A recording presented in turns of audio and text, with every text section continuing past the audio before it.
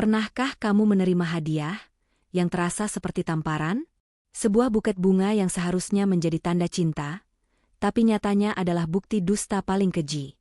Ketika cinta yang kau agungkan dikhianati tepat di depan matamu, apakah air mata adalah satu-satunya pilihan? Atau, adakah pilihan lain? Pilihan untuk bangkit, melawan, dan merebut kembali semua yang telah direnggut darimu. Hai semuanya. Gimana tadi cuplikan pembukanya? Bikin jantung deg-degan, kan? Aku jamin, cerita kali ini bakal lebih menguras emosi, lebih bikin gregetan, dan pastinya lebih menegangkan dari cerita-cerita sebelumnya. Sebelum kita mulai masuk ke kisah Arini yang luar biasa ini, aku mau minta tolong banget sama kalian semua, para penonton setiaku. Boleh ya? Pertama, yang paling gampang dulu nih, klik tombol like-nya. Biar aku makin semangat buat lanjutin cerita ini sampai tamat.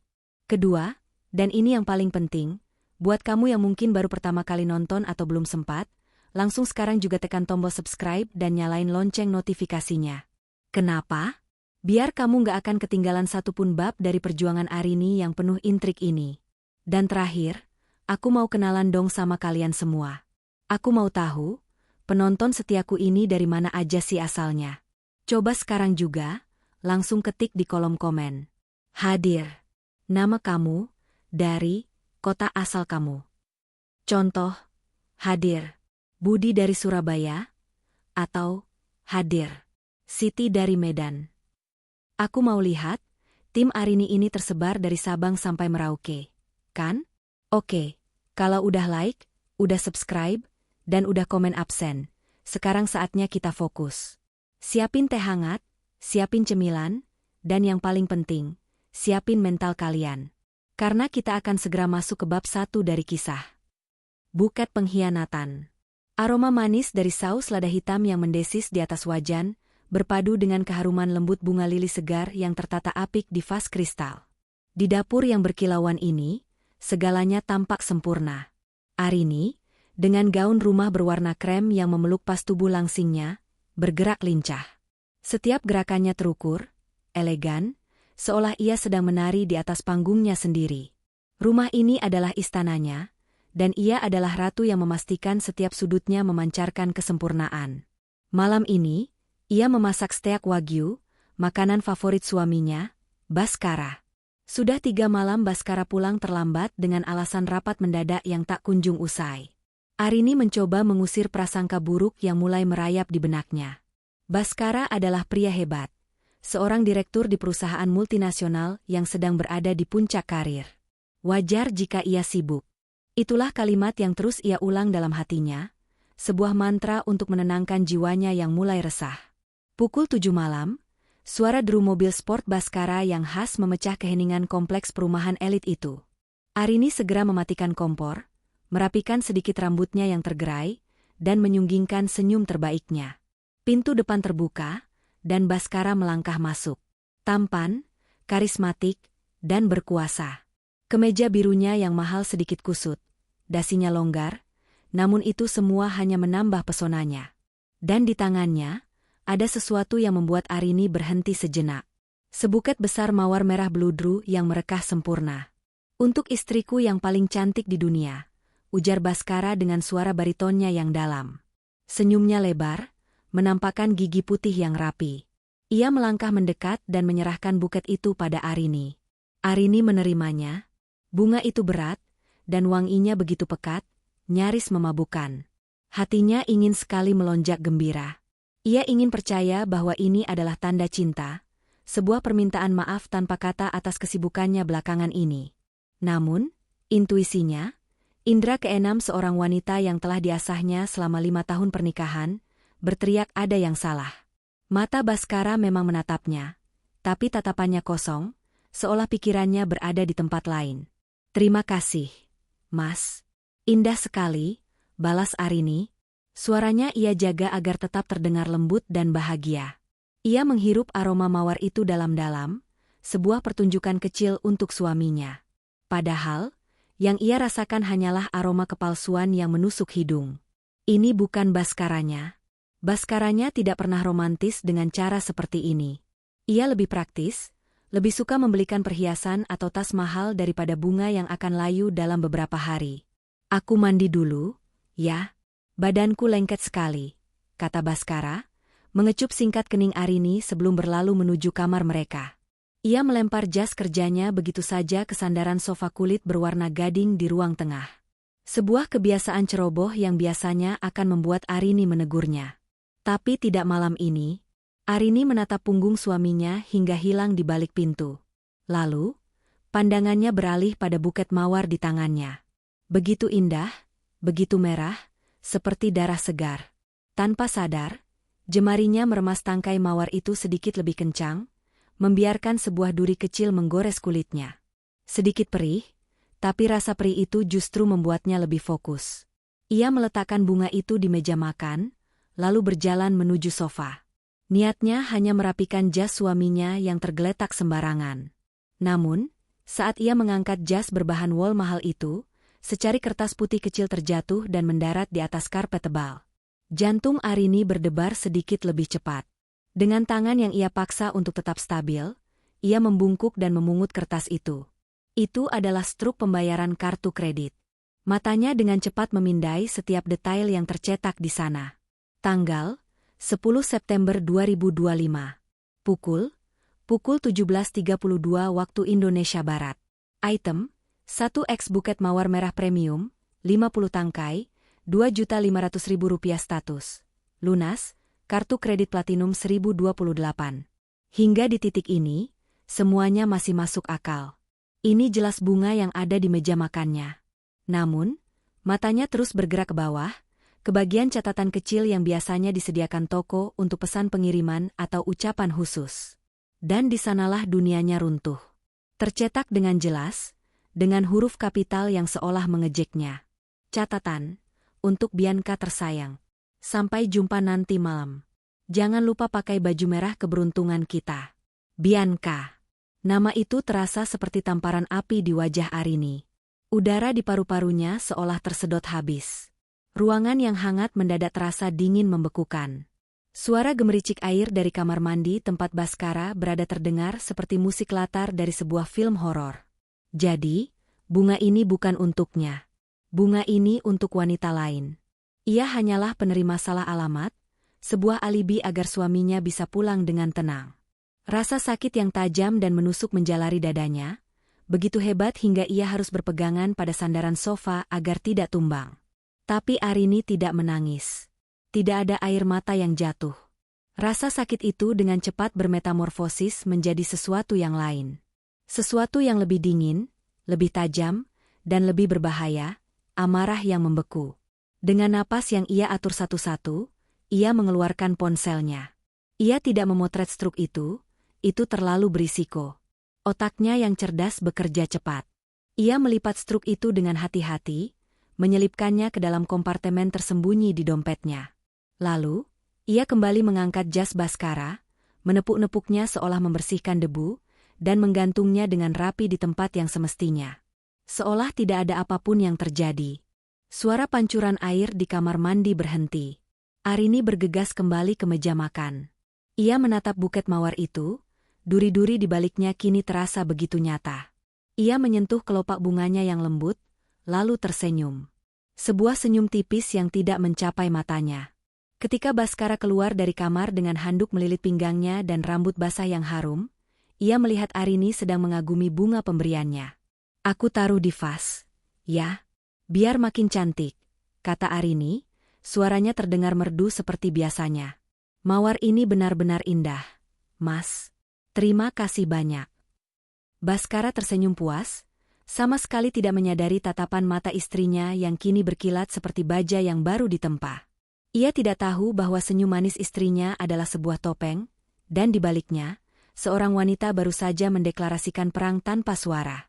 Permainan ini mungkin dimulai oleh Baskara, tapi Arini yang akan memastikannya berakhir. Dan ia tidak akan kalah. Sandiwara makan malam paling menyakitkan dalam hidup Arini dimulai. Dengan tangan yang sama sekali tidak gemetar, sebuah keajaiban kontrol diri yang ia sendiri takjub, ia menyajikan steak wagyu di hadapan Baskara. Desis lembut daging yang menyentuh piring panas terdengar seperti ejekan. Aroma smoky yang mewah terasa seperti racun di rongga hidungnya. Di atas meja, buket mawar merah dari Bianca seolah menjadi penonton setia, saksi bisu dari pengkhianatan yang paling keji. Wah, kelihatannya lezat sekali. Kamu memang yang terbaik, sayang, puji Bhaskara, sama sekali tidak menyadari badai yang berkecamuk di balik senyum porselen istrinya. Ia mengangkat gelas berisi anggur merah mahal, untuk kita. Arini mengangkat gelasnya, bibirnya membentuk senyum. Untuk kita, balasnya, namun matanya yang menatap Bhaskara dari balik gelas kristal itu sedingin es di kutub. Ia menyesap sedikit anggur itu. Cairan merah pekat itu terasa seperti darah di lidahnya, darah dari hatinya yang telah dicabik-cabik. Mereka mulai makan dalam keheningan yang canggung. Bagi Bhaskara, ini mungkin keheningan yang nyaman setelah hari yang panjang. Tapi bagi Arini, setiap denting pisau dan garpu di atas piring terdengar seperti genderang perang. Ia memotong sepotong kecil steaknya. Pisau tajam itu dengan mudah membelah daging yang empuk. Dalam benaknya, ia membayangkan pisau itu membelah semua kebohongan yang telah dibangun Bhaskara.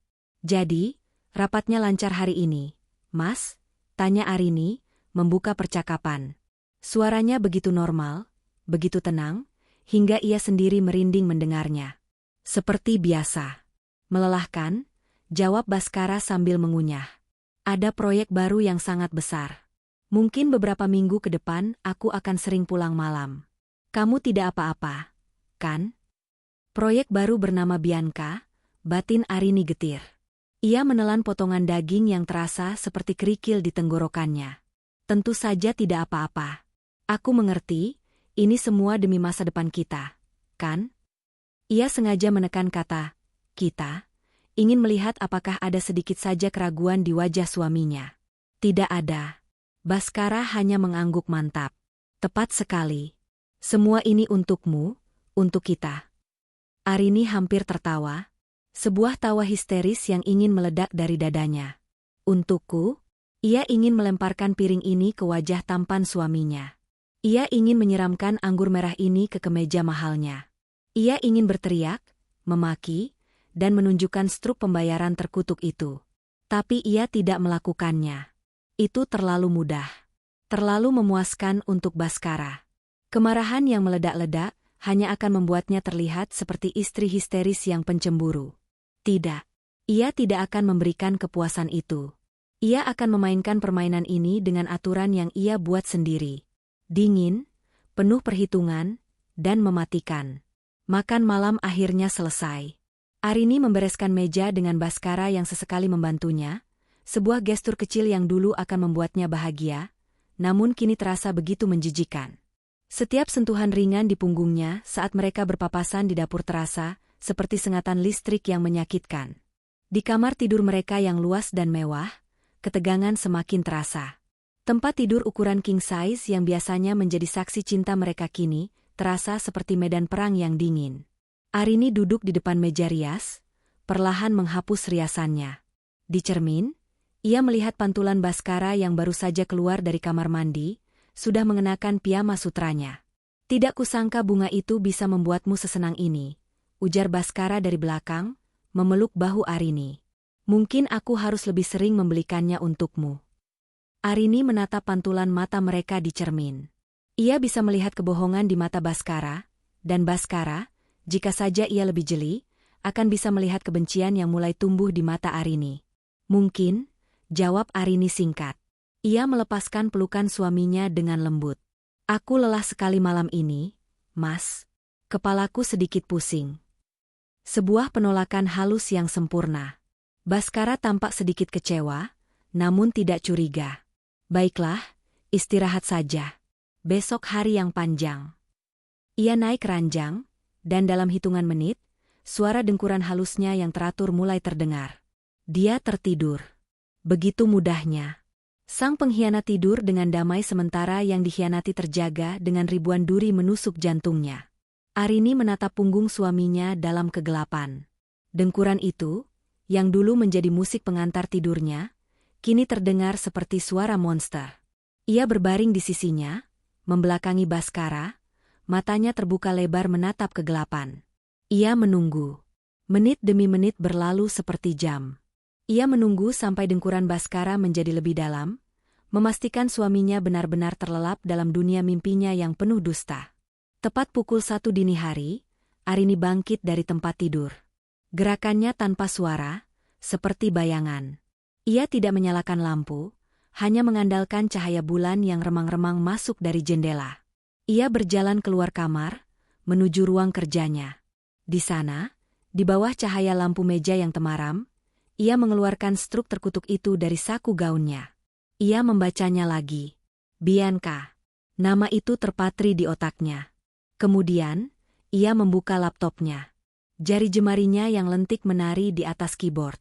Suara ketukan tombol terdengar begitu tajam di keheningan malam. Ia tidak mencari media sosial wanita itu, tidak.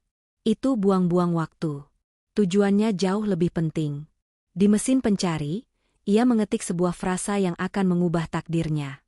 Pengacara perceraian terbaik di Jakarta, puluhan nama muncul. Tapi satu nama paling atas menarik perhatiannya, lengkap dengan ulasan bintang 5 dan testimoni yang meyakinkan. Riana Prameswari, SH, MH, tanpa kompromi, tanpa negosiasi, hanya kemenangan. Arini merasakan secercah kekuatan mengalir dalam dirinya. Ini dia. Ini adalah langkah pertamanya. Tanpa ragu, ia mengklik tombol, hubungi, dan membuka formulir email. Jari jemarinya berhenti sejenak di atas keyboard. Ini adalah titik di mana tidak ada jalan untuk kembali. Ia menarik napas dalam-dalam, lalu mulai mengetik sebuah pesan singkat yang dingin dan tegas. Kepada YTH. Ibu Riana Prameswari. Nama saya Arini Hutomo. Saya memerlukan jasa Anda. Saya ingin menjadwalkan konsultasi darurat secepatnya besok. Waktu dan tempat bisa menyesuaikan jadwal Anda. Ini adalah masalah yang sangat mendesak. Hormat saya, Arini. Spesialis Harta Gonogini. Ia membacanya sekali lagi. Sempurna. Tidak ada emosi, hanya tujuan. Ia menggerakkan kursor ke tombol, kirim. Menekan tombol itu terasa seperti menekan tombol detonator sebuah bom waktu. Klik. Email terkirim. Arini menutup laptopnya. Di kegelapan ruang kerjanya, sebuah senyum tipis, senyum yang sesungguhnya, akhirnya terukir di bibirnya. Senyum itu bukan senyum kebahagiaan. Itu adalah senyum predator yang baru saja menandai mangsanya. Permainanmu sudah selesai, Baskara. Sekarang, selamat datang di permainanku. Pagi pengkhianatan terasa sama seperti pagi-pagi lainnya. Sebuah ironi yang menyakitkan. Sinar matahari keemasan menerobos masuk melalui jendela-jendela besar, menerangi partikel debu yang berterbangan di udara. Aroma kopi Arabica segar yang baru diseduh menguar dari dapur, berpadu dengan aroma roti panggang. Di meja makan, buket mawar merah itu masih berdiri angkuh, warnanya semakin pekat di bawah cahaya pagi, seolah menyerap semua kebahagiaan dari ruangan itu. Arini, dalam balutan robe sutra berwarna gading, meletakkan secangkir kopi hitam di depan Baskara. Wajahnya adalah kanvas ketenangan yang sempurna. Tidak ada jejak malam tanpa tidur, tidak ada bayangan air mata. Ia bahkan tersenyum tipis saat Baskara menatapnya. Pagi, Mas, sapanya, suaranya semerdu biasanya. Pagi, sayang, balas Baskara, meraih cangkir kopinya. Matanya melirik ke arah buket mawar itu. Bunganya masih segar, ya? Kamu benar-benar merawatnya. Arini ingin menjawab, tentu saja, aku merawat bukti pengkhianatanmu dengan sangat baik. Namun yang keluar dari bibirnya adalah, tentu, hadiah darimu harus dijaga. Baskara tersenyum puas, lalu kembali fokus pada tablet di tangannya, membaca berita-berita bisnis. Ia sama sekali tidak menyadari bahwa wanita yang duduk di hadapannya bukan lagi Arini yang sama seperti kemarin. Arini yang penurut dan penuh cinta telah mati tadi malam. Yang tersisa adalah seorang strategis yang dingin, yang kini melihat suaminya bukan sebagai pasangan hidup, melainkan sebagai lawan. Saat Baskara sedang asyik dengan dunianya, ponsel Arini yang tergeletak di samping piringnya bergetar pelan. Sebuah notifikasi email muncul di layar. Pengirim, RP Law Firm. Jantung Arini berdebar kencang, namun wajahnya tetap tenang. Ia menunggu saat yang tepat. Aku ke kamar mandi sebentar, ujarnya santai, lalu bangkit dari kursi. Di dalam kamar mandi yang mewah, Dengan pintu terkunci, Arini membuka email itu. Jari jemarinya sedikit gemetar. Pesan itu singkat dan profesional. Persis seperti yang ia harapkan. Selamat pagi, Ibu Arini. Ibu Riana Prameswari bersedia bertemu dengan Anda hari ini, pukul 11 waktu Indonesia Barat. Lokasi, Menara Imperium, LT 25. Mohon konfirmasi kehadiran Anda. Terima kasih. Pukul 11. Waktunya 2,5 jam lagi. Otaknya langsung bekerja menyusun alibi yang sempurna. Ia menarik napas dalam-dalam, menghapus email itu, lalu keluar dari kamar mandi dengan ekspresi yang sama tenangnya. Mas, aku hampir lupa, katanya sambil kembali duduk. Hari ini aku ada janji pertemuan dengan panitia acara amal di Kemang jam 10. Mungkin pulangnya agak sore. Baskara mendongak dari tabletnya, sedikit mengernyit. Mendadak sekali. Sudah dari minggu lalu, aku saja yang lupa memberitahumu. Maklum, banyak pikiran, jawab Arini, sengaja menambahkan kalimat terakhir untuk terdengar seperti istri biasa. Alibi itu sempurna. Baskara tidak akan pernah curiga pada kegiatan sosialita istrinya. Ia hanya mengangguk. Ya sudah, hati-hati di jalan. Nanti biar sopir yang antar. Tidak usah, aku bawa mobil sendiri saja. Sekalian mau mampir ke butik sebentar, tolak Arini dengan halus. Ia tidak mau ada mata-mata. Hari ini, ia harus bergerak sendiri. Pukul 10.50, Arini melangkah keluar dari lift di lantai 25 Menara Imperium. Lobi firma hukum RP Law Firm sama sekali tidak seperti yang ia bayangkan. Tidak ada tumpukan berkas atau suasana kaku. Tempat itu didominasi oleh kaca, baja, dan kayu gelap. Minimalis, modern, dan memancarkan aura kekuasaan yang dingin. Ini bukan kantor untuk menumpahkan air mata, melainkan untuk merancang pertempuran. Seorang resepsionis muda mempersilakannya masuk ke sebuah ruangan. Di balik meja kayu mahoni yang besar dan kosong, duduklah seorang wanita. Riana Prameswari. Wanita di usia akhir 30-an, dengan rambut disanggul modern yang rapi dan setelan kerja berwarna hitam yang dipotong sempurna. Wajahnya tegas, tanpa senyum, dan tatapan matanya di balik kacamata berbingkai tipis itu setajam elang yang mengincar mangsanya. Selamat pagi, Bu Arini. Silakan duduk, kata Riana, suaranya tenang namun berwibawa. Arini duduk di kursi di hadapannya. Tidak ada basa-basi. Riana langsung menatapnya lekat. Email Anda mengatakan ini darurat. Mari kita langsung ke intinya. Arini menarik napas. Ia tidak menangis. Ia tidak menceritakan kisah sedihnya. Sebaliknya, ia membuka tas tangannya, mengeluarkan ponsel, dan meletakkannya di atas meja. Ia membuka sebuah foto. Foto struk pembayaran buket mawar itu. Ini terjadi tadi malam, ujar Arini, suaranya datar. Suami saya, Baskara Hutomo, membawa pulang bunga ini untuk saya. Tapi bukti ini menunjukkan bunga itu dibelikan untuk wanita lain bernama Bianca. Riana menatap foto di layar ponsel itu selama beberapa detik. Ia memperbesar gambar untuk membaca setiap detailnya. Wajahnya tidak menunjukkan ekspresi apapun.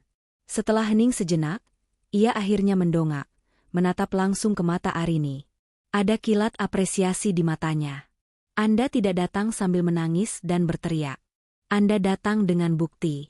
Saya suka itu, kata Riana. Ini adalah pujian tertinggi yang bisa ia berikan. Apa yang Anda inginkan dari saya, Bu Arini? Saya ingin segalanya, jawab Arini tanpa ragu. Saya ingin keadilan. Saya ingin semua yang menjadi hak saya.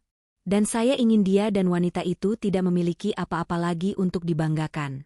Saya ingin mereka hancur. Untuk pertama kalinya, sebuah senyum tipis tersungging di bibir Riana.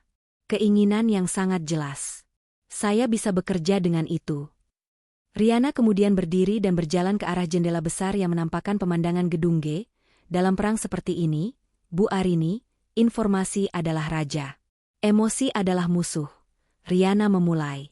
Langkah pertama dan yang paling penting, jangan pernah biarkan dia tahu bahwa Anda tahu.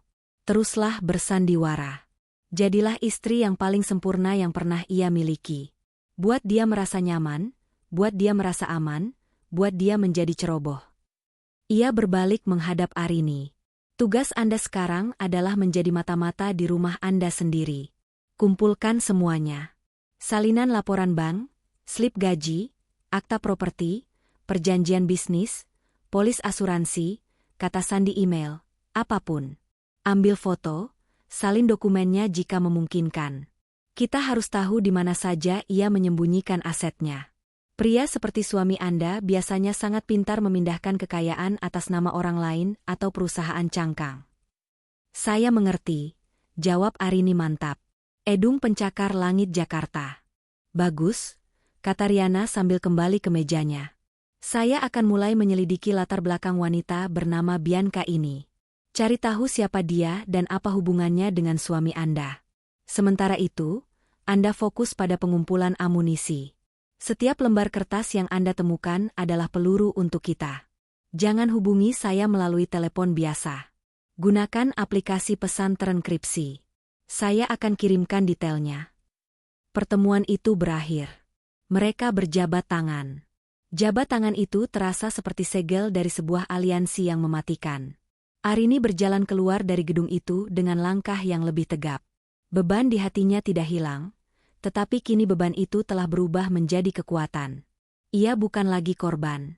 Ia adalah seorang pejuang yang baru saja menerima peta pertempurannya. Saat mobilnya melaju kembali ke arah rumah, ia menatap rumah-rumah mewah di sekelilingnya. Ia teringat rumahnya sendiri. Tempat yang dulu ia sebut surga, kini telah berubah. Itu bukan lagi sebuah rumah. Itu adalah medan perang. Dan target pertamanya ada di balik pintu ruang kerja Baskara. Hari-hari berikutnya berubah menjadi sebuah pementasan mahakarya. Arini tidak pernah menjadi aktris, namun kini ia memainkan peran paling penting dalam hidupnya. Peran sebagai istri yang sempurna, penuh cinta, dan sedikit naif. Setiap pagi, ia bangun lebih awal dari Baskara, menyiapkan kemeja yang sudah disetrika licin, dasi yang serasi, dan sepatu kulit yang mengkilap. Ia menyeduh kopi suaminya dengan takaran yang pas, menyajikan sarapan favoritnya, dan mengantar kepergiannya dengan sebuah kecupan hangat di pipi dan senyum yang tak pernah pudar. Hati-hati di jalan, Mas, bisiknya setiap pagi. Di dalam hatinya, ia menambahkan, semoga kau cepat tergelincir ke dalam perangkapmu sendiri. Baskara, yang egonya setinggi langit dan keyakinan dirinya tak terbatas, menelan semua pertunjukan itu mentah-mentah. Ia melihat perubahan Arini bukan sebagai sebuah siasat, melainkan sebagai hasil dari terapi kejut, romantis yang ia berikan lewat buket mawar tempo hari. Ia merasa menang. Istrinya kembali penurut, bahkan lebih manis dari sebelumnya. Rasa bersalahnya perlahan terkikis, digantikan oleh rasa nyaman dan aman. Dan seperti yang telah diprediksi oleh Riana, rasa aman itu membuatnya semakin ceroboh. Malam itu adalah puncaknya. Baskara pulang dengan senyum lebih lebar dari biasanya. Sayang, aku ada kabar baik, katanya sambil melonggarkan dasi. Proyek besar yang aku ceritakan itu akhirnya deal. Malam ini aku harus mentraktir seluruh tim dan klien di Hotel Bintang 5. Mungkin aku akan pulang sangat larut, lewat tengah malam. Arini memasang ekspresi bahagia yang sempurna. Ia memeluk suaminya. Selamat, Mas. Aku bangga sekali padamu. Pelukan itu terasa hampa. Kulitnya seolah merinding bersentuhan dengan sang pengkhianat. Kalau begitu, aku siapkan bajumu yang paling bagus. Kamu harus tampil sempurna malam ini. Malam ini adalah malamku, bisik Arini dalam hati saat ia memilihkan setelan Armani termahal milik Baskara. Nikmatilah pesta kebohonganmu untuk terakhir kalinya. Pukul 8 malam, setelah Baskara pergi dengan mobilnya yang melaju kencang, meninggalkan jejak arogansi di udara, rumah besar itu menjadi sunyi. Kesunyian yang memekakkan telinga. Arini berdiri di tengah ruang keluarga selama beberapa menit, hanya untuk memastikan suaminya benar-benar sudah jauh. Ia menarik napas dalam-dalam. Pertunjukan telah usai. Kini saatnya sang mata-mata beraksi. Langkah pertamanya bukan menuju ruang kerja. Itu terlalu berisiko jika Baskara tiba-tiba kembali, karena ada barang yang tertinggal. Ia menuju kamar tidur utama. Ia menyalakan laptop Baskara yang tergeletak di meja. Terkunci dengan kata sandi. Arini tersenyum tipis. Ia sudah menduga ini. Ia tidak mencoba menebaknya. Sebaliknya, Ia mengeluarkan sebuah flash disk kecil dari laci meja riasnya, sebuah perangkat lunak keylogger yang ia beli secara online atas saran Riana. Dengan tangan yang mantap, ia mencolokkannya ke port USB yang tersembunyi di bagian belakang laptop. Perangkat itu begitu kecil hingga nyaris tak terlihat. Tugasnya selesai di sana untuk malam ini. Sekarang, target utamanya, ruang kerja Bhaskara. Ruangan terlarang yang selalu terkunci, tempat suaminya menyimpan semua rahasia gelapnya. Arini mengambil sebuah jepit rambut tipis dari kotak perhiasannya. Sebuah keahlian sepele yang ia pelajari dari film-film di masa remajanya, yang tidak pernah ia sangka akan berguna. Dengan jantung berdebar kencang, ia berjongkok di depan pintu kayu jati yang kokoh itu. Tangannya sedikit gemetar saat memasukkan jepit itu ke lubang kunci. Ia bisa mendengar suara napasnya sendiri yang memburu. Gagal. Coba lagi. Ia memejamkan mata, mencoba merasakan mekanisme di dalam kunci itu. Ia teringat kata-kata Riana, emosi adalah musuh. Ia menghembuskan napas perlahan, menenangkan dirinya. Klik. Suara pelan itu terdengar seperti ledakan di keheningan rumah. Pintu terbuka. Arini masuk dan segera menutup pintu di belakangnya. Ruangan itu beraroma maskulin, campuran parfum mahal, cerutu, dan kertas. Matanya dengan cepat memindai seluruh ruangan. Rak buku yang menjulang tinggi, meja kerja yang rapi, dan sebuah lukisan abstrak besar di dinding. Arini berjalan lurus ke arah lukisan itu. Instingnya mengatakan ada sesuatu di baliknya. Dengan sedikit tenaga, ia menggeser lukisan berat itu. Dan di sanalah ia berada. Sebuah brankas digital berwarna hitam, tertanam kokoh di dalam dinding. Terkunci. Tentu saja. Arini menatap panel angka itu. Apa kombinasi yang mungkin? Tanggal pernikahan mereka? Terlalu sentimental untuk pria seperti Bhaskara. Tanggal lahir Arini? Tidak mungkin. Lalu otaknya bekerja. Bhaskara adalah pria yang memuja dirinya sendiri dan pencapaiannya. Kombinasi itu pastilah sesuatu yang berarti baginya, bukan bagi mereka. Ia mencoba tanggal lahir Bhaskara. Gagal. Lampu merah berkedip. Ia mencoba tanggal berdirinya perusahaan. Gagal. Lalu sebuah ingatan melintas. Hari di mana Bhaskara dipromosikan menjadi direktur.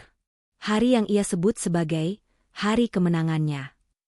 Arini masih ingat tanggalnya karena Bhaskara merayakannya besar-besaran selama seminggu penuh. Dengan jari-jari yang dingin, ia menekan 6 digit angka itu. 081121. Hening sejenak. Lalu, terdengar suara BIP yang panjang dan lembut, diikuti dengan suara klik dari mekanisme kunci yang terbuka. Pintu brankas yang tebal itu sedikit terbuka. Napas Arini tercekat. Ia berhasil. Di dalamnya, tidak ada tumpukan uang tunai. Isinya jauh lebih berharga. Tumpukan map-map dokumen yang tersusun rapi. Arini menariknya keluar satu persatu. Map pertama, properti. Di dalamnya ada beberapa sertifikat apartemen dan tanah di lokasi-lokasi premium yang tidak pernah ia ketahui. Semua map kedua, investasi. Lembaran-lembaran saham di berbagai perusahaan, beberapa di antaranya adalah perusahaan cangkang, dan rekening bank di luar negeri dengan saldo yang membuatnya mual. Lalu, ia menemukan sebuah map berwarna biru tua yang terselip di bagian paling bawah. Jantungnya berhenti berdetak saat membaca judulnya. Asuransi Jiwa, Arini Hutomo. Dengan tangan gemetar, ia membukanya. Polis asuransi senilai 20 miliar rupiah atas namanya.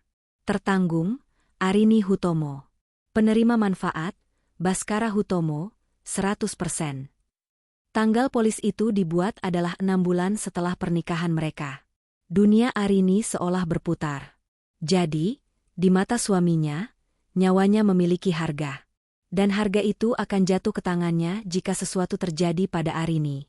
Tiba-tiba, dari kejauhan, ia mendengar suara yang paling ia takuti saat ini. Suara deru mobil sport Bhaskara yang mendekat ke arah rumah. Ia pulang. Jauh lebih awal dari yang diperkirakan. Panik mulai menjalari tubuh Arini. Ia menatap tumpukan dokumen yang berserakan di lantai, brankas yang terbuka, dan lukisan yang masih bergeser dari tempatnya. Waktunya habis. Panik. Udara di dalam ruang kerja yang pengap itu terasa menipis, mencekik paru-paru Arini. Suara deru mobil sport Baskara yang semakin dekat terdengar, seperti raungan monster yang akan menerkamnya. Waktu seolah berhenti, lalu melesat dengan kecepatan gila. Dokumen-dokumen, sertifikat, rekening koran, polis asuransi terkutuk itu, berserakan di lantai seperti daun-daun kering di musim gugur, saksi bisu dari kejahatannya. Untuk sesaat, tubuhnya membeku. Ia ingin berteriak. Tapi kemudian, suara Riana Prameswari yang dingin dan tegas menggema di benaknya, emosi adalah musuh. Kalimat itu seperti sengatan listrik yang menyadarkannya. Ia tidak punya waktu untuk panik. Ia hanya punya waktu untuk bertindak. Dengan gerakan secepat kilat, Arini berlutut dan menyapu semua dokumen itu. Ia tidak lagi peduli pada kerapian. Ia menjejalkan tumpukan kertas itu kembali ke dalam brankas dengan kasar. Jantungnya berdebar begitu kencang hingga terasa sakit di dadanya. Ia membanting pintu brankas yang tebal itu hingga tertutup. Lalu dengan jari-jari gemetar ia menekan kembali 6 digit angka keramat itu untuk menguncinya. Kle. Aman. Lukisan. Ia mendorong lukisan abstrak itu kembali ke tempatnya. Sedikit miring. Sial. Ia memperbaikinya sedikit. Cukup. Ia tidak punya waktu untuk kesempurnaan. Suara kunci yang dimasukkan ke pintu depan terdengar. Waktu habis. Ia tidak bisa keluar lewat pintu ruang kerja. Baskara akan langsung melihatnya. Matanya liar mencari jalan keluar lain. Jendela. Ruang kerja itu berada di lantai dasar, menghadap langsung ke taman samping yang terawat rapi. Tanpa berpikir 2 kali, ia berlari ke arah jendela besar itu, membuka kuncinya yang berat, dan menggesernya. Udara malam yang dingin menerpa wajahnya. Ia melompat keluar, mendarat tanpa suara di atas rerumputan yang basah oleh embun. Dengan cepat, ia menarik jendela itu tertutup dari luar. Tidak rapat sempurna, ada celah kecil yang tersisa. Sebuah risiko yang harus ia ambil. Berlari tanpa alas kaki, ia memutari sisi rumah dalam kegelapan, setiap ranting yang terinjak terasa seperti jarum. Ia masuk kembali melalui pintu dapur, yang selalu ia biarkan tidak terkunci dari dalam. Napasnya terengah-engah. Dengan sisa tenaga, ia berlari ke ruang keluarga, menyambar majalah mode dari meja, dan merebahkan dirinya di sofa. Ia memejamkan mata, mengatur napasnya yang memburu, memaksanya menjadi pelan dan teratur. Tepat pada saat itu, Baskara melangkah masuk ke ruang keluarga. Wajahnya tampak kesal. "Loh, Mas, kok sudah pulang?" Arini bersuara, memainkan perannya sebagai istri yang terkejut dan sedikit mengantuk. Ia perlahan bangkit duduk, mengucek matanya. "Ponselku ketinggalan," gerutu Baskara, tidak menatapnya. Klien sialan itu membatalkan janji di menit terakhir. Katanya ada urusan keluarga mendadak. Arini menatap suaminya, hatinya masih berdebar liar, namun wajahnya adalah topeng ketenangan. "Oh, kukira siapa? Aku sampai ketiduran di sini menunggumu." Baskara berjalan melewatinya, langsung menuju kamar tidur. Ia sama sekali tidak melirik ke arah ruang kerja yang pintunya tertutup rapat. Arini menahan napas. Beberapa detik yang terasa seperti selamanya, Baskara kembali muncul dengan ponsel di tangannya. "Aku berangkat lagi. Teman-teman tim masih menunggu di hotel," katanya singkat, lalu berbalik dan pergi. Pintu depan tertutup. Suara mobilnya kembali menjauh, menghilang di telan malam. Arini menunggu. 1 menit, 2 menit, 5 menit penuh. Setelah yakin suaminya benar-benar pergi, barulah ia melepaskan semuanya. Tubuhnya luruh di atas sofa, gemetar hebat. Ia berhasil. Ia lolos dari lubang jarum. Malam ini, ia tidak akan melakukan apa-apa lagi. Ia terlalu terguncang. Tapi kemarahan di dalam dirinya telah berubah menjadi bara api yang siap membakar segalanya. Keesokan harinya adalah babak baru. Pertunjukan pagi hari kembali dipentaskan dengan sempurna. Namun setelah mobil Baskara menghilang di tikungan jalan, Arini tidak lagi membuang waktu. Risiko penggeledahan fisik terlalu besar. Medan perangnya kini berpindah ke dunia maya. Ia melangkah ke kamar tidur, tempat laptop Baskara tergeletak angkuh di atas meja. Ia menyalakannya. Layar login dengan permintaan kata sandi muncul, seolah mengejeknya.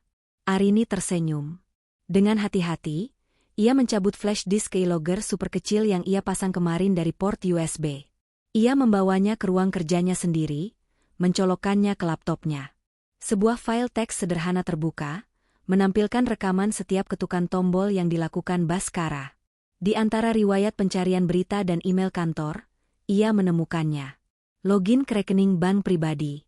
Username, Bhaskara Hutomo. Password, pemenang selalu 88. Arini mendengus. Sebuah kata sandi yang memuakan dan begitu mencerminkan karakter suaminya. Dengan informasi itu, ia membuka situs internet banking. Ia memasukkan username dan kata sandi itu. Dan dalam sekejap, seluruh kehidupan finansial rahasia Bhaskara terbentang di hadapannya seperti sebuah peta pengkhianatan. Matanya bergerak cepat, memindai baris demi baris transaksi. Pembayaran ke florist, kasih bunda. Sesuai dengan struk. Centang. Lalu ia menemukan pola yang mengerikan, transfer bulanan sebesar 40 juta rupiah, setiap tanggal 25, ke rekening atas nama Bianca Alicia. Jumlah yang cukup untuk menyewa apartemen paling mewah di pusat kota. Ia terus menggulir ke bawah. Pembayaran kartu kredit untuk toko perhiasan Frank Co, butik Chanel, restoran-restoran mahal yang belum pernah ia dengar namanya.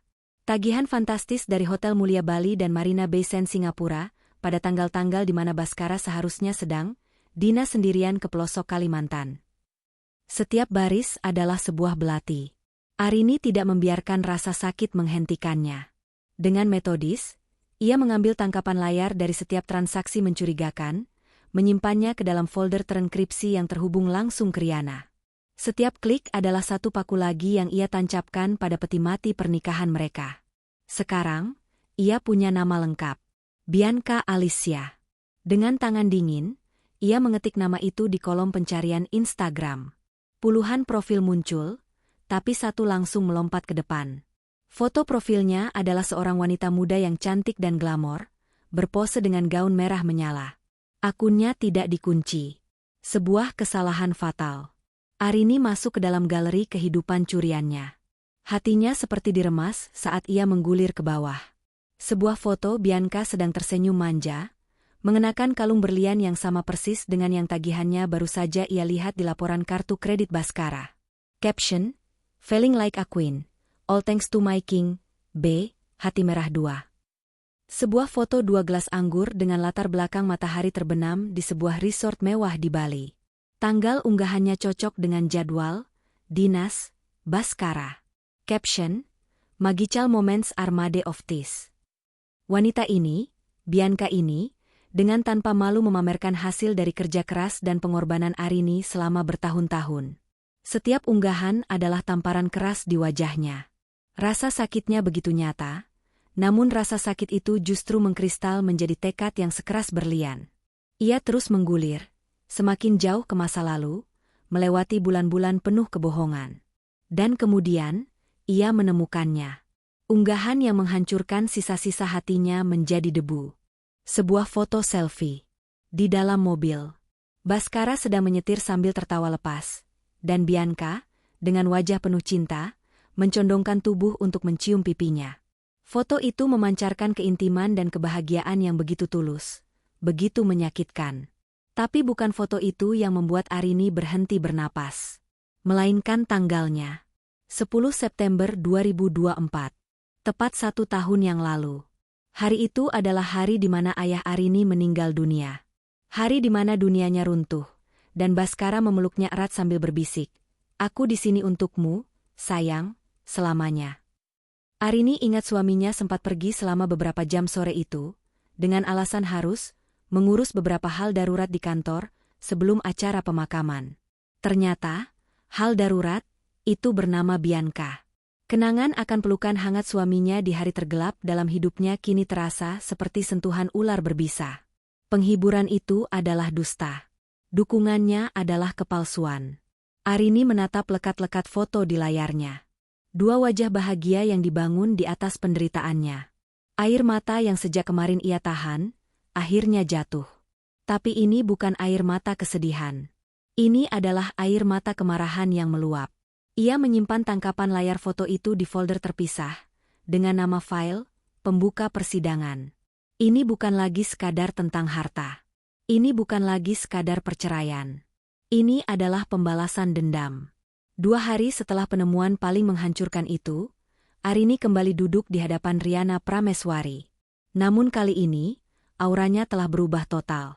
Jika pada pertemuan pertama ia datang dengan kemarahan yang membeku, kini ia datang dengan ketenangan yang menakutkan. Matanya yang dulu menyiratkan luka, kini hanya memancarkan satu hal, tujuan. Di atas meja kayu mahoni yang mengkilap di antara mereka, tergeletak sebuah hard drive eksternal. Isinya adalah seluruh amunisi yang telah Arini kumpulkan dengan susah payah. Ratusan tangkapan layar transaksi bank, foto-foto dari media sosial Bianca, salinan dokumen properti dan investasi, dan tentu saja, polis asuransi jiwa senilai 20 miliar rupiah. Semua yang Anda minta ada di sini, kata Arini, suaranya datar tanpa emosi. Setiap rupiah yang ia habiskan untuk wanita itu, setiap properti yang ia sembunyikan, setiap kebohongan yang ia bangun. Riana mengangguk pelan, matanya yang tajam memancarkan kekaguman profesional. Anda bekerja lebih cepat dari yang saya duga, Bu Arini. Ini lebih dari cukup. Ada satu lagi, lanjut Arini. Ia menggeser laptopnya, membukanya, dan menunjukkannya pada Riana. Di layar, terpampang foto selfie Baskara dan Bianca di dalam mobil, tertawa bahagia. Di pojok bawah, tanggal unggahan tertera dengan jelas. Tanggal ini, bisik Arini, suaranya sedikit bergetar untuk pertama kalinya, bukan karena sedih, tapi karena amarah yang meluap. Adalah hari di mana ayah saya meninggal. Baskara seharusnya berada di sisi saya, menghibur saya.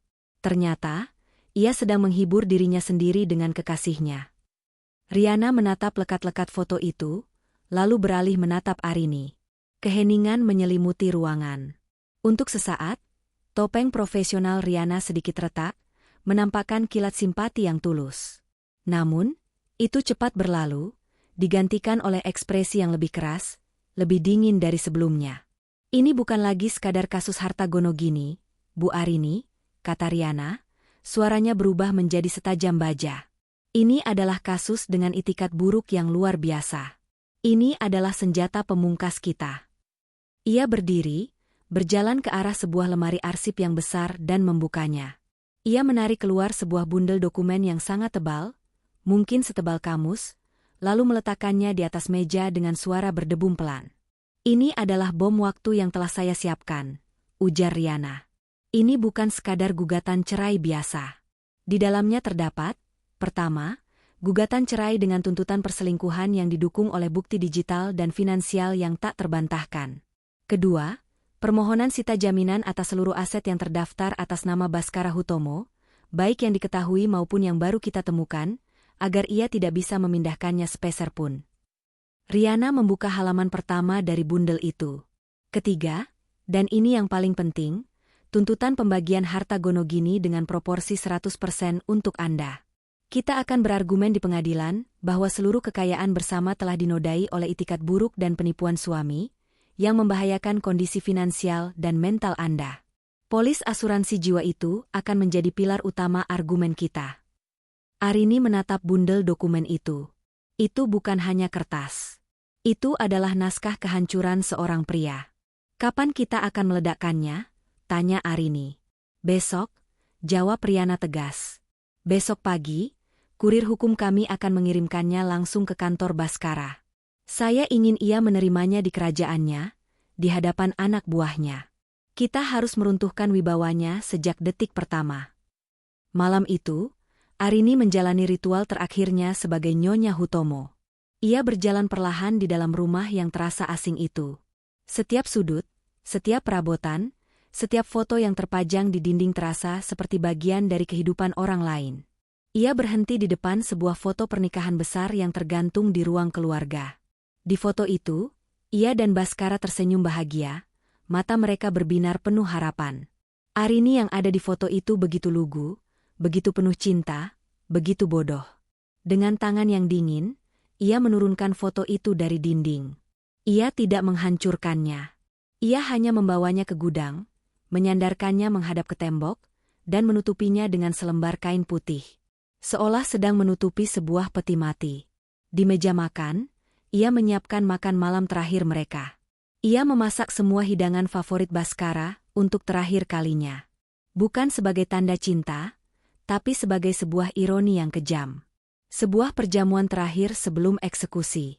Baskara pulang, lebih ceria dari biasanya, sama sekali tidak menyadari awan gelap yang menggantung di atas kepalanya. "Wah, kamu masak besar malam ini. Ada acara apa?" tanyanya sambil mengecup kening Arini. "Hanya ingin merayakan kesuksesanmu, Mas," jawab Arini dengan senyum yang paling manis, paling beracun. "Aku dengar proyek barumu berjalan lancar." Mereka makan malam, diiringi obrolan ringan dari Baskara tentang betapa hebatnya dia di kantor, tentang betapa bodohnya para pesaingnya. Arini hanya mendengarkan, mengangguk, dan tersenyum. Setiap kata yang keluar dari mulut suaminya terdengar seperti paku yang menancap di telinganya. "Nikmatilah hidangan terakhirmu sebagai raja, Baskara," batin Arini sambil menuangkan anggur ke gelas suaminya. Besok, saat fajar tiba keesokan paginya. Di lobi Hutomo Corporation yang megah dan dingin, di mana puluhan karyawan berlalu lalang dengan langkah tergesa-gesa, seorang pria berjaket kulit sederhana melangkah masuk. Ia bukan karyawan, bukan juga klien. Ia berjalan lurus ke meja resepsionis. "Saya ada kiriman dokumen pribadi dan mendesak untuk Bapak Baskara Hutomo. Harus diserahkan langsung ke tangan beliau," kata pria itu, menunjukkan sebuah map coklat besar yang disegel dengan lak merah dari sebuah firma hukum ternama. Beberapa menit kemudian, kurir itu diantar ke lantai 40, lantai para dewan direksi. Baskara sedang berada di tengah-tengah rapat penting, memimpin presentasi di hadapan para investor dari Jepang. Asistennya masuk dengan ragu-ragu. "Maaf mengganggu, Pak. Ada kiriman yang sangat mendesak untuk Bapak," bisiknya. Baskara mengernyit, merasa terganggu. "Taruh saja di mejaku," usirnya. Kurirnya bersikeras harus menyerahkannya langsung ke tangan Bapak dan meminta tanda terima, balas sang asisten. Dengan napas kesal, Baskara meminta waktu sebentar dari para investornya dan berjalan keluar ruangan. Di sana, kurir itu sudah menunggunya. Baskara menandatangani kertas tanda terima dengan cepat, merebut map coklat itu, dan kembali masuk ke ruang rapat. Merasa penasaran, ia merobek segelnya sambil terus berbicara dalam bahasa Inggris yang fasih kepada para investor. Ia menarik keluar bundelan kertas yang tebal itu. Matanya menyapu cepat halaman sampulnya. Gugatan cerai penggugat, Arini Hutomo tergugat, Baskara Hutomo. Dunia Baskara berhenti berputar. Suara presentasinya tercekat di tenggorokannya. Para investor menatapnya dengan bingung. Tangannya yang memegang dokumen itu mulai bergetar. Matanya membelalak, membaca kata-kata selanjutnya, permohonan sita jaminan, tuntutan harta gonogini, bukti perselingkuhan. Topeng direktur yang berwibawa itu retak. Di hadapan semua orang, di puncak kerajaannya, bom waktu itu akhirnya meledak. Arini sedang duduk di kursi berlengan di ruang keluarga. Ia tidak sedang membaca, tidak juga menonton televisi. Ia hanya duduk tegak, menyeruput teh melati dari cangkir porselen tipis, menatap keluar jendela di mana senja mulai mewarnai langit dengan semburat jingga dan ungu. Ia sedang menunggu. Ketenangannya adalah ketenangan seorang jenderal di atas bukit, menanti musuh yang ia tahu pasti akan datang menyerbu dengan membabi buta. Di atas meja kaca di hadapannya, vas berisi mawar merah pemberian Baskara mulai menunjukkan tanda-tanda kelayuan. Beberapa kelopaknya sudah terkulai, warnanya sedikit memudar. Sebuah metafora sempurna untuk pernikahan mereka. Lalu, suara itu datang. Bukan deru mobil sport yang elegan, melainkan decitan ban yang kasar, seolah mobil itu direm mendadak dengan penuh amarah. Diikuti oleh suara pintu mobil yang dibanting begitu keras, hingga Arini yakin seluruh kompleks perumahan bisa mendengarnya. Langkah kaki yang berat dan tergesa-gesa terdengar di teras depan. Pintu depan dibuka dengan kasar, terbanting membentur dinding, meninggalkan bekas luka kecil di cat yang sempurna. Dan di sanalah Baskara berdiri. Bukan lagi sosok direktur yang berwibawa dan penuh pesona. Pria di hadapannya adalah monster yang terluka. Jas Armaninya kusut, dasinya ditarik longgar dengan sembarangan, rambutnya yang biasanya tertata rapi kini acak-acakan, dan wajahnya merah pada menahan amarah yang siap meledak. Matanya membelalak liar, menatap Arini seolah ingin membunuhnya. Arini tidak bergerak. Ia hanya mengangkat cangkir tehnya dan menyeruputnya sekali lagi dengan gerakan pelan dan anggun. Ketenangannya adalah minyak yang disiramkan ke dalam api amarah Baskara. "Apa ini?" raung Baskara, suaranya menggema di seluruh ruangan. Ia melangkah maju dengan cepat dan melemparkan bundel dokumen gugatan itu ke atas meja kaca. Suara gedebuk yang keras membuat cangkir teh di tangan Arini sedikit bergetar, namun ia berhasil menjaganya agar tidak tumpah. Arini meletakkan cangkirnya dengan sangat pelan di atas piring kecilnya, menciptakan bunyi denting lembut yang kontras dengan amukan suaminya. Ia bahkan tidak melirik tumpukan kertas itu. Matanya tetap tertuju pada wajah Baskara. "Kamu sudah gila, Arini? Apa kau sudah gila?" Baskara berteriak lagi, urat-urat di lehernya menegang.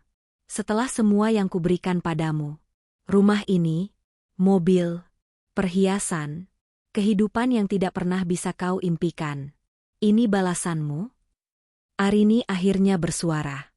Bukan dengan teriakan, melainkan dengan bisikan yang dingin dan tajam, yang justru terasa lebih menusuk daripada jeritan manapun. "Semua yang kau berikan padaku, Mas? Atau semua yang kita bangun bersama, dengan uang warisan dari almarhum ayahku sebagai modal awalnya?" Skakmat. Baskara terdiam sejenak. Ia lupa akan fakta kecil itu. Fakta yang selalu ia coba hapus dari sejarah kesuksesannya. "Jangan coba memutarbalikkan fakta," hardiknya, mencoba merebut kembali kendali. "Apa maumu sebenarnya? Uang? Berapa yang kau mau? Sebutkan angkanya." Arini tersenyum. Sebuah senyum yang begitu dingin, begitu kosong, hingga membuat bulu kuduk Baskara merinding. "Lucu sekali," katanya. "Dulu kau memberiku bunga sebagai simbol kebohonganmu. Sekarang kau menawariku uang sebagai penebus pengkhianatanmu. Rupanya, segala sesuatu di dunia ini punya harga untukmu, termasuk cinta dan kesetiaan." Amarah Baskara kembali tersulut. "Jangan bicara omong kosong. Aku tidak akan memberimu sepeser pun. Pengacaraku akan memastikan kau keluar dari rumah ini hanya dengan pakaian yang melekat di badanmu. Aku akan menghancurkanmu, Arini. Akan kupastikan tidak ada seorang pun yang akan percaya pada istri gila dan serakah sepertimu." Inilah saat yang ditunggu-tunggu Arini. Momen di mana arogansi suaminya mencapai puncaknya. Ia menatap lurus ke mata Baskara, tatapannya tak gentar sedikitpun. "Pengacaraku sepertinya punya pendapat yang berbeda," balasnya dengan tenang. "Dia cukup yakin dengan bukti-bukti yang kita miliki." Baskara tertawa. Sebuah tawa yang dipaksakan dan penuh nada meremehkan. "Bukti? Bukti apa yang kau punya? Asumsi liarmu? Kecemburuan butamu? Kau tidak punya apa-apa, Arini. Hanya tuduhan kosong." Arini menarik napas dalam-dalam. Inilah saatnya. Saat untuk meruntuhkan seluruh dunia suaminya dengan satu kata. "Bantah saja semuanya di pengadilan, Baskara," katanya. Nadanya berubah menjadi sangat pelan, nyaris tak terdengar, namun setiap suku katanya terasa seperti cambukan. "Ceritakan pada hakim betapa gilanya aku." Ia berhenti sejenak, membiarkan ketegangan memenuhi udara. Lalu, setelah itu, ceritakan juga pada hakim tentang Bianca Alicia. Nama itu meluncur dari bibir Arini seperti peluru. Baskara membeku. Seluruh warna terkuras dari wajahnya, meninggalkannya pucat pasi seperti mayat. Tawa arogannya mati di tenggorokannya. Matanya yang tadi berkilat karena marah kini membelalak karena syok dan ketidakpercayaan mutlak. Ia seperti seekor singa yang tiba-tiba menyadari dirinya telah masuk ke dalam perangkap baja. Arini belum selesai. Ia berdiri dari kursinya, gerakannya anggun dan penuh kuasa.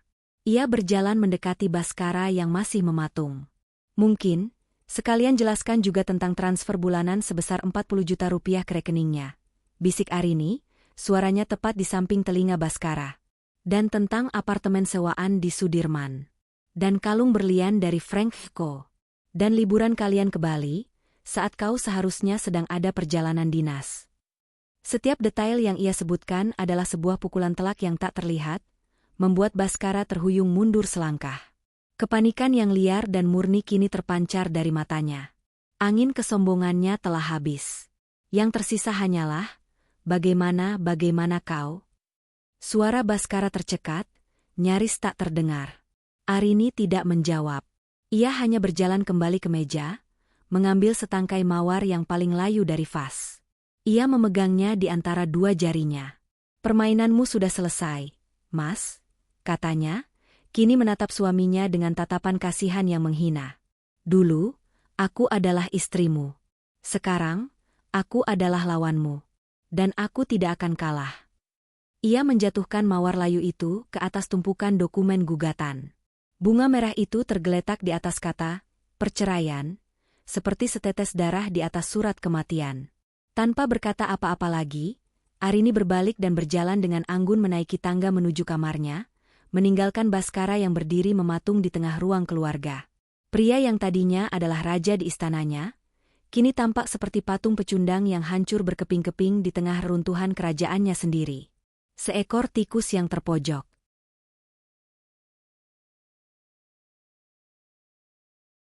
Bagaimana kau?" Suara Baskara tercekat, nyaris tak terdengar. Arini tidak menjawab. Ia hanya berjalan kembali ke meja, mengambil setangkai mawar yang paling layu dari vas. Ia memegangnya di antara dua jarinya. "Permainanmu sudah selesai, Mas," katanya, kini menatap suaminya dengan tatapan kasihan yang menghina. "Dulu, aku adalah istrimu. Sekarang, aku adalah lawanmu. Dan aku tidak akan kalah." Ia menjatuhkan mawar layu itu ke atas tumpukan dokumen gugatan. Bunga merah itu tergeletak di atas kata, "perceraian," seperti setetes darah di atas surat kematian.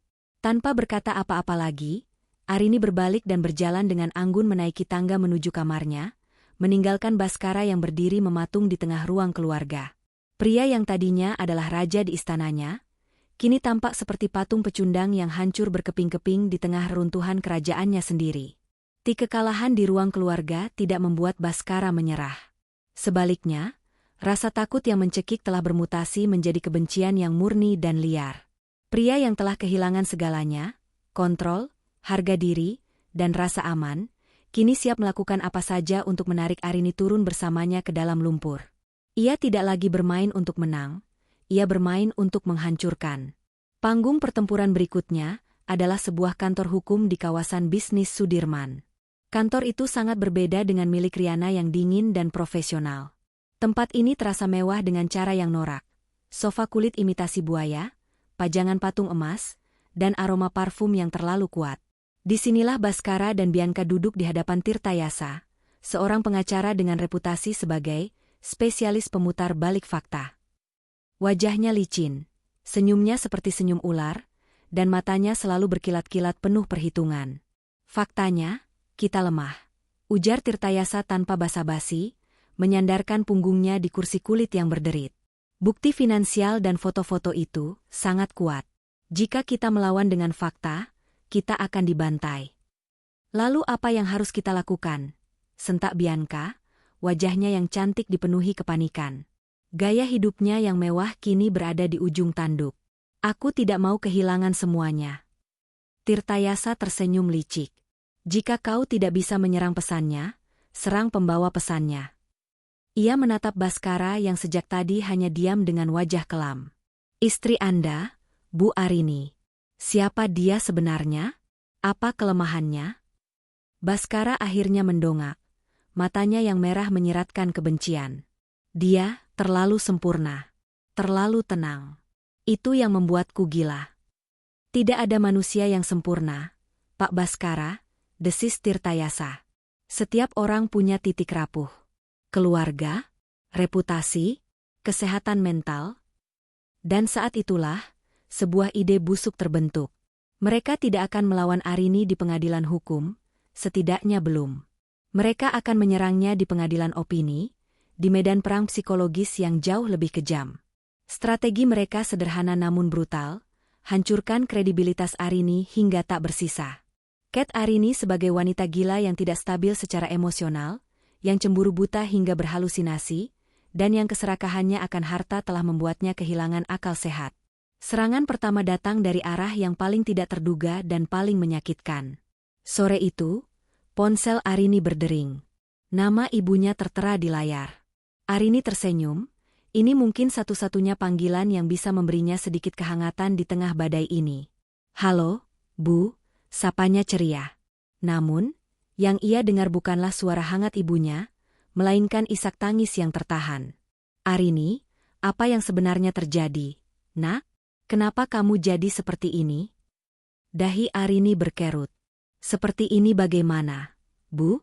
Aku tidak apa-apa." Baskara baru saja menelepon ibu. Suara ibunya bergetar. "Dia bilang kamu sedang tidak sehat. Kamu menuduhnya macam-macam, bahkan sampai menyewa pengacara untuk meminta semua hartanya. Nak, apa uang sudah membuatmu buta? Baskara itu suami yang baik, dia sudah merawatmu selama ini."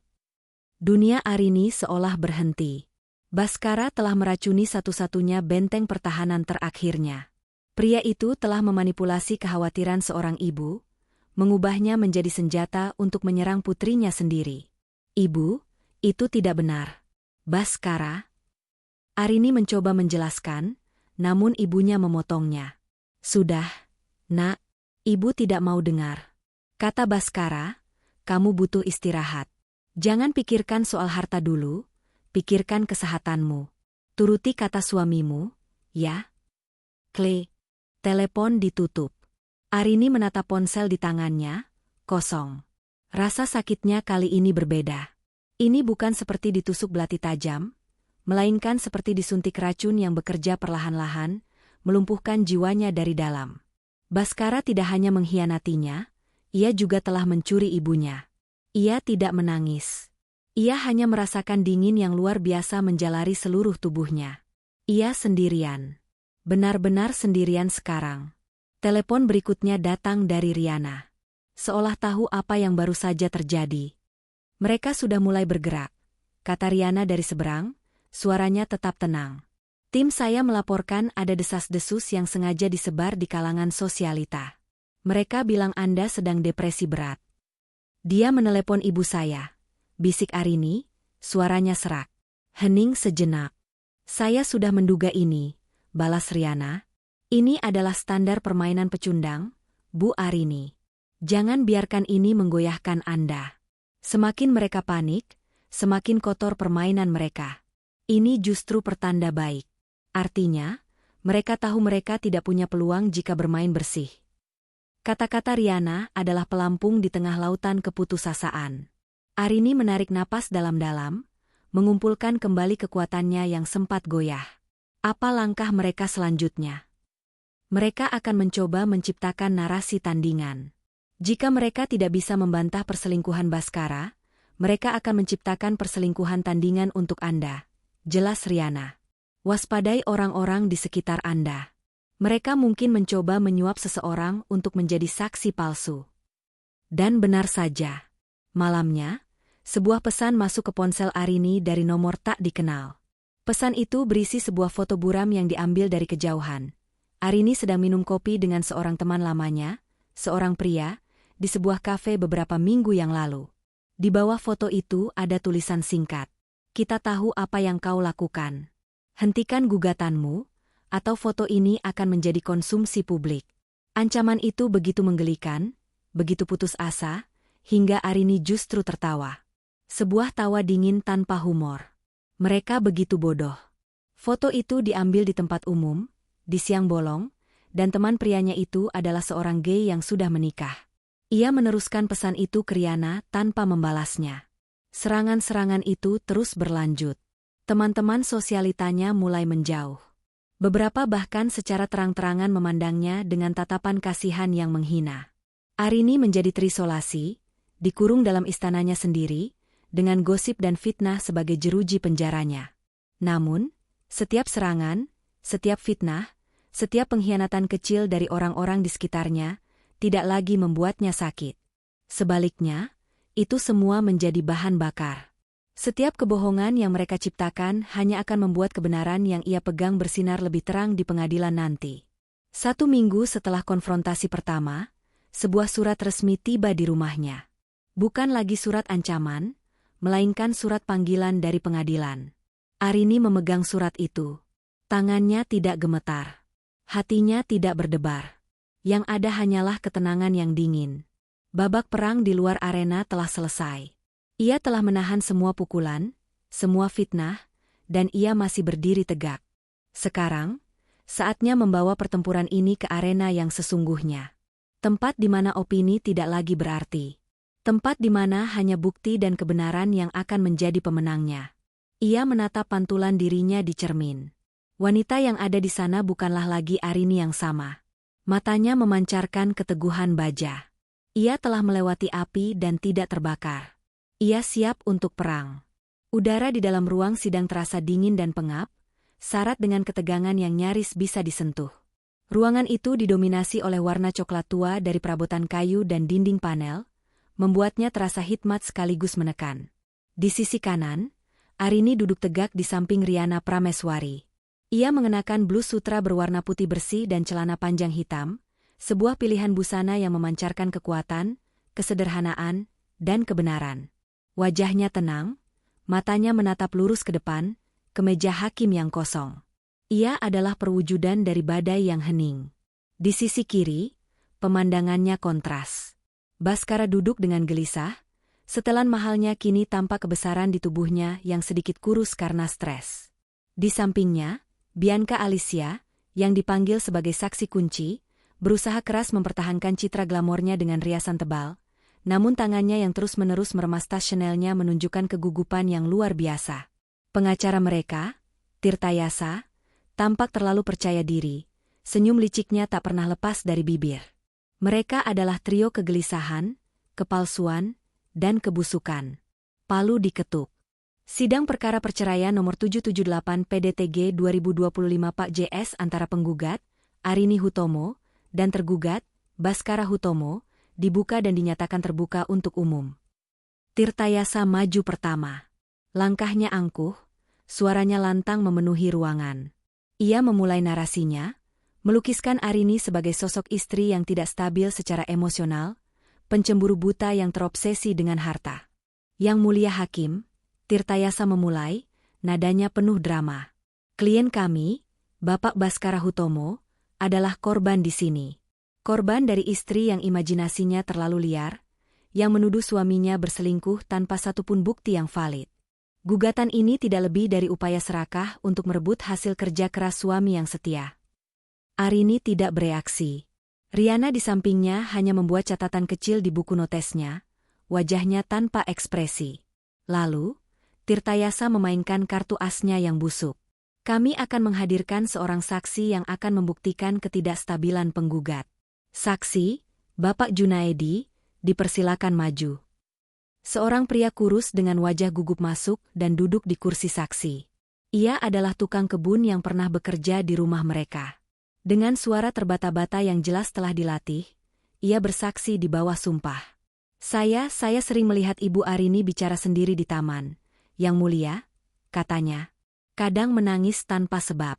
Dan pernah sekali, saya melihat ada mobil pria lain yang menjemput ibu saat bapak tidak di rumah. Baskara dan Bianca saling melirik dengan senyum kemenangan yang tipis. Mereka berhasil menanamkan benih keraguan. Kini giliran Riana Prameswari. Ia bangkit, gerakannya anggun namun mematikan, seperti seekor macan kumbang yang siap menerkam. Ia tidak langsung menyerang saksi. Ia mendekati meja hakim. Yang mulia, pihak tergugat menuduh klien saya serakah dan berhalusinasi. Kata Riana, suaranya tenang namun bergema. Hari ini, kami tidak akan menyajikan opini. Kami hanya akan menyajikan fakta. Fakta yang tercetak hitam di atas putih. Pertama, ia membantai kesaksian Junaedi dengan mudah. Bapak Junaedi, tanya Riana lembut. Anda bilang melihat mobil pria lain menjemput klien saya. Kapan tepatnya kejadian itu? Sekitar sebulan yang lalu, Bu, jawab Junaedi gugup. Baik, Riana mengangguk, lalu memberikan sebuah dokumen kepada Panitera. Yang mulia, ini adalah bukti pemesanan taksi online atas nama klien saya pada tanggal yang sama, untuk pergi ke acara penggalangan dana kanker. Dan pria yang menjemputnya adalah sepupunya sendiri, yang fotonya ada di sini, bersama dengan istrinya. Apakah pria ini yang Anda maksud? Junaedi tergagap, wajahnya pucat pasi melihat foto itu. Mungkin saya salah lihat, Bu. Terima kasih. Tidak ada pertanyaan lagi, kata Riana dingin, dan kredibilitas saksi itu hancur menjadi debu. Lalu, Riana memulai serangannya. Di layar proyektor besar di ruang sidang, ia mulai menampilkan bukti-buktinya, satu persatu, seperti sebuah longsoran salju yang tak terhentikan. Pertama, foto struk pembayaran buket mawar itu. Ini adalah awal dari segalanya, Yang Mulia. Sebuah buket bunga atas nama cinta, namun dibeli untuk wanita lain. Wajah Bianca menegang. Kedua, laporan rekening koran Baskara selama setahun terakhir, dengan puluhan transaksi yang ditandai stabilo merah. Ini adalah aliran dana yang konsisten dari tergugat kepada saksi, Bianca Alicia. Totalnya mencapai lebih dari $1,5 miliar dalam 1 tahun. Untuk apa uang sebanyak ini, jika bukan untuk membiayai sebuah kehidupan rahasia? Baskara mulai berkeringat. Tirtayasa mencoba menyela, namun hakim menyuruhnya diam. Ketiga, bukti pembayaran sewa apartemen mewah di Sudirman dan tagihan-tagihan kartu truk sampingnya. Yang Mulia bisa lihat, kalung yang dibeli dengan kartu kredit Bapak Baskara di tanggal 5 Juni, dipakai oleh Nona Bianca di unggahannya tanggal 6 Juni. Sebuah kebetulan yang luar biasa, bukan? Seluruh ruangan berdengung pelan. Bianca menunduk, wajahnya memerah karena malu. Keempat, Riana menampilkan dokumen-dokumen properti dan investasi yang coba disembunyikan Baskara. Lalu, ia menampilkan polis asuransi jiwa senilai $20 miliar itu. Dan ini, Yang Mulia. Sebuah polis asuransi jiwa atas nama klien saya, dengan tergugat sebagai satu-satunya penerima manfaat. Sebuah bukti dari itikat buruk yang paling dingin dan penuh perhitungan. Baskara menatap Riana dengan kebencian murni. Topengnya telah hancur total. Lalu, Riana berhenti sejenak, membiarkan semua bukti itu meresap. Ia menatap Baskara dengan tatapan dingin. Dan sekarang, untuk bukti terakhir kami, katanya, suaranya turun menjadi bisikan yang mematikan. Bukti yang akan menunjukkan betapa dalamnya pengkhianatan dan betapa hinanya perbuatan tergugat. Di layar, muncullah foto selfie itu. Baskara dan Bianca tertawa bahagia di dalam mobil. Di bawahnya, Riana menampilkan foto lain, sebuah akta kematian. Foto ini diunggah pada tanggal 10 September 2024. Jelas Riana, suaranya bergetar karena amarah yang terkendali. Pada hari yang sama, ayah dari klien saya, Bapak Wijoyo, meninggal dunia. Saat klien saya sedang berduka, hancur hatinya, dan membutuhkan dukungan suaminya lebih dari apapun, di manakah Bapak Baskara berada?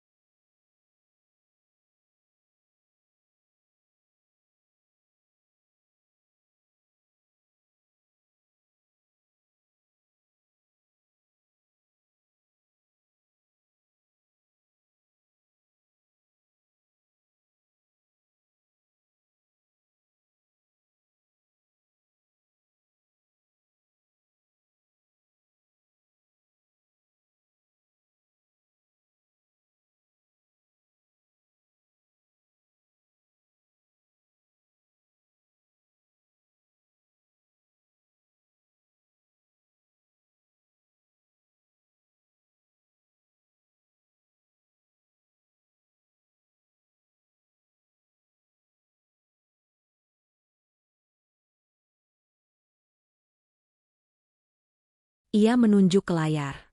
Dia ada di sini, tertawa, berbahagia, memulai perselingkuhannya di atas duka istri yang telah menemaninya dari nol. Duar. Kebenaran itu meledak seperti bom di tengah keheningan ruang sidang. Itu bukan lagi sekadar kasus perselingkuhan. Itu adalah kasus tentang kemanusiaan yang hilang. Baskara terkesiap seolah baru saja ditinju di ulu hati. Ia menatap foto itu, lalu menatap hakim, lalu kembali ke foto itu. Tidak ada alibi. Tidak ada pembelaan. Wajahnya yang pucat kini berubah menjadi abu-abu. Ia hancur. Benar-benar hancur dari dalam.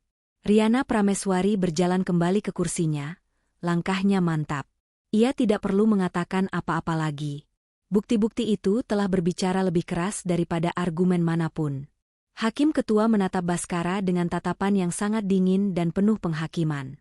Ia mengangkat palunya, namun tidak langsung mengetuknya. Ia membiarkan Baskara dan Bianca terkurung dalam keheningan yang memalukan itu selama beberapa detik yang terasa seperti selamanya.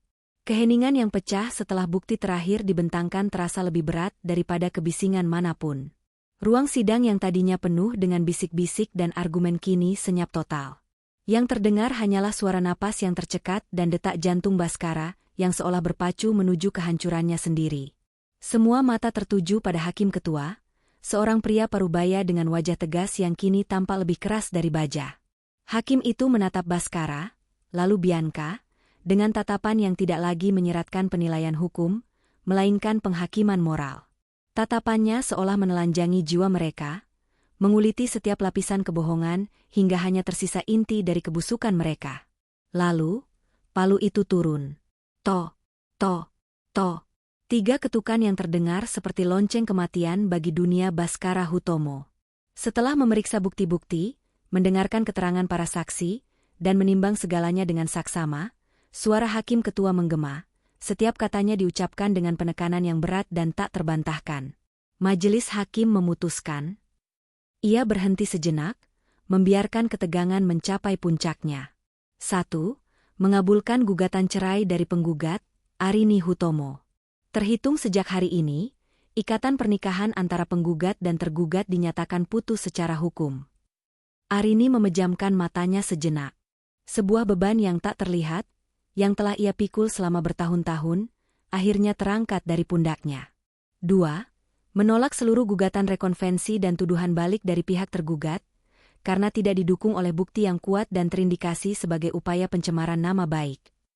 Tirtayasa, sang pengacara licik, menunduk pasrah. Senyumnya telah lama sirna. 3. Lanjut hakim, suaranya semakin tegas. Berdasarkan bukti-bukti yang menunjukkan adanya itikat buruk, penipuan finansial, persembunyian aset, dan pengkhianatan emosional yang luar biasa berat yang dilakukan oleh tergugat selama masa pernikahan, majelis hakim memutuskan untuk mengabulkan tuntutan harta gonogini dari penggugat secara penuh. Seluruh aset bersama yang terdaftar, maupun yang baru terungkap dalam persidangan ini, jatuh ke tangan penggugat, Arini Hutomo, sebagai kompensasi atas kerugian material dan imaterial yang dideritanya. Keputusan itu adalah sebuah bom nuklir. Bukan hanya 50-50. Ini adalah kemenangan mutlak. Baskara tidak mendapatkan apa-apa. Apartemen, saham, rekening di luar negeri, bahkan rumah yang sedang ia tinggali, semuanya kini menjadi milik Arini. Baskara terkesiap, seolah seluruh udara di paru-parunya baru saja direnggut paksa.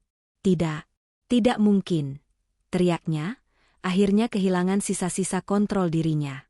Ia mencoba berdiri, menunjuk ke arah hakim. Anda tidak bisa melakukan ini. Ini tidak adil. Itu semua hasil kerja kerasku. 2 orang petugas pengadilan dengan sigap bergerak maju, berdiri di sampingnya. Hakim ketua menatapnya dengan dingin. Kerja keras Anda dibangun di atas modal dan dukungan istri yang Anda hianati, Bapak Hutomo. Duduk, atau saya akan menambahkan tuduhan penghinaan terhadap pengadilan. Baskara luruh kembali ke kursinya, dikalahkan. Wajahnya adalah topeng keputusasaan murni. Ia menoleh pada Bianca, tatapannya liar, seolah mencari pertolongan. Tapi Bianca tidak menatapnya. Wanita itu sedang menatap tas Chanel di pangkuannya, lalu ke sepatu Louboutin di kakinya, seolah baru menyadari bahwa semua benda itu kini hanyalah pinjaman yang masa berlakunya telah habis. Mimpinya untuk menjadi nyonya besar telah hancur menjadi debu. Sidang ditutup. Riana menoleh pada Arini, sebuah senyum profesional yang tulus akhirnya tersungging di bibirnya. Kita menang, bisiknya. Arini mengangguk pelan. Setetes air mata akhirnya mengalir di pipinya. Bukan air mata kesedihan, melainkan air mata kelegaan. Air mata yang membersihkan semua luka, semua racun, semua kenangan pahit. Lalu, dimulailah parade kehancuran itu. Baskara dan Bianca harus berjalan keluar dari ruang sidang terlebih dahulu. Koridor di luar ternyata sudah dipenuhi oleh beberapa wartawan infotainment yang entah bagaimana berhasil mencium berita ini. Blitz kamera menyala bertubi-tubi, menyorot wajah mereka yang pucat dan kalah. Pak Baskara, Benarkah Anda kehilangan semua aset Anda? Nona Bianca, apa tanggapan Anda disebut sebagai pelakor? Pertanyaan-pertanyaan itu menghujani mereka seperti peluru. Baskara mencoba menutupi wajahnya, sementara Bianca menangis histeris. Mereka berjalan di lorong penghakiman itu, setiap langkah terasa seperti menginjak bara api. Mereka hancur. Bukan hanya secara finansial, tapi juga secara sosial. Mereka hancur dalam malu. Beberapa menit kemudian, setelah kerumunan itu sedikit bubar, barulah Arini dan Riana melangkah keluar. Arini berjalan dengan kepala tegak. Ia tidak menghindari kamera. Ia menatap lurus ke depan, wajahnya tenang dan penuh martabat. Tidak ada kata yang perlu diucapkan. Kemenangannya sudah berbicara untuk dirinya sendiri. Saat ia melangkah keluar dari gedung pengadilan yang dingin, sinar matahari sore yang hangat langsung menyambutnya, seolah alam semesta ikut merayakan kebebasannya. Ia menarik napas dalam-dalam, menghirup udara Jakarta yang biasanya terasa menyesakan, namun hari ini terasa seperti udara paling segar di dunia. Di seberang jalan, ia melihat seorang penjual bunga keliling. Di antara mawar-mawar merah yang mengingatkannya pada awal mula mimpi buruk ini, ada seikat mawar putih yang mekar dengan anggun. "Tunggu sebentar," katanya pada Riana. Arini menyeberang jalan, menghampiri penjual bunga itu. Ia tidak membeli seikat. Ia hanya membeli setangkai mawar putih yang paling indah. Ia memegangnya di tangannya, menghirup aromanya yang lembut dan bersih. Ini adalah simbol barunya. Bukan lagi tentang pengkhianatan, melainkan tentang kesucian hati dan awal yang baru. Ia mengeluarkan ponselnya dan menekan nomor yang paling ia rindukan. "Halo, Bu," sapanya saat telepon diangkat. Terdengar isak tangis lega dari seberang. "Arini bagaimana, Nak?" Arini tersenyum, senyum tulus pertamanya setelah sekian lama. Matanya menatap langit biru yang cerah. "Bu, semuanya sudah selesai. Aku menang." Ia menutup telepon, lalu melanjutkan langkahnya. Ia tidak menoleh ke belakang, ke gedung pengadilan di mana masa lalunya baru saja dikuburkan. Ia berjalan lurus ke depan, menyusuri trotoar, dengan setangkai mawar putih di tangannya. Orang-orang di sekitarnya berlalu lalang, tidak menyadari bahwa mereka baru saja berpapasan dengan seorang ratu yang telah memenangkan kembali kerajaannya. Perjalanannya masih panjang, luka di hatinya mungkin tidak akan pernah hilang sepenuhnya. Tapi untuk pertama kalinya, ia merasa bebas. Ia tidak lagi memerankan peran istri yang dituliskan untuknya. Kini, ia adalah penulisnya. Dan babak pertama dari kisah barunya baru saja dimulai.